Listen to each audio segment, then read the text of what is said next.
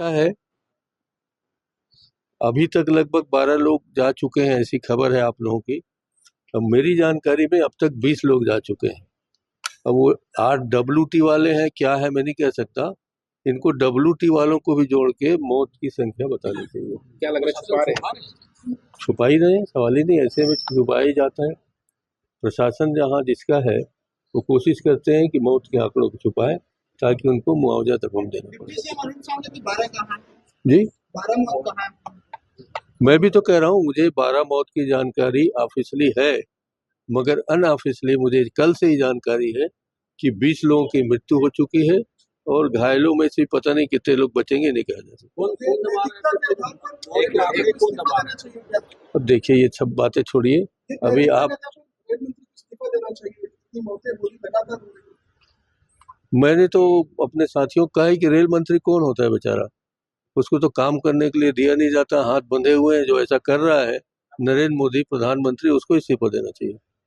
Surguja zone की, Bilaspur zone की या फिर जगदलपुर जोन की, सबसे ज्यादा छत्तीसगढ़ से रेलवे को और केंद्र सरकार को इनकम मिलता है। छत्तीसगढ़ से राजस्व की प्राप्ति होती है छत्तीसगढ़ से। बस्तर में एक और आयरन और, बिलासपुर और सरगुजा एक और कोल माइंस, कोल की ट्रांसपोर्टिंग, ये दो से छत्तीसगढ़ को सबसे ज्यादा रेलवे से पैसा केंद्र सरकार को छत्तीसगढ़ से जाता है। लेकिन एक जान की कीमत 10 लाख, ये कैसे संभव है? जिनके एक छोटा सा बच्चा का माँ और पिताजी तक नहीं बच पाए, उनका भविष्य क्या है? कौन करेगा उनकी देखरेख? ये सबसे बड़ा सवाल। मृतकों के परिवारों को 1-1 करोड़ रुपए मुआवजा देना चाहिए और घायलों को 50-50 लाख रुपए देना चाहिए और समुचित व्यवस्थाएं उनको करनी चाहिए।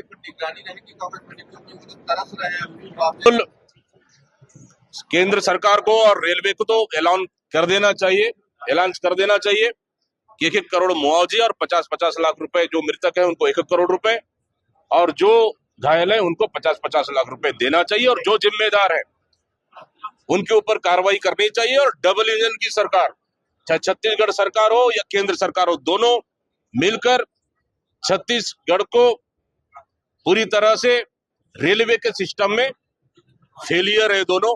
अगर दोनों सरकारें, मुझे लगता है अगर ध्यान देती, रेलवे सुरक्षा कवच अगर होता, तो मैं समझता हूं कि आज इतने लोगों की मौत नहीं होती। ये मौत के आंकड़े भी छुपा रही है क्या? कुछ भी कह पाना मेरे लिए जल्दबाजी होगा।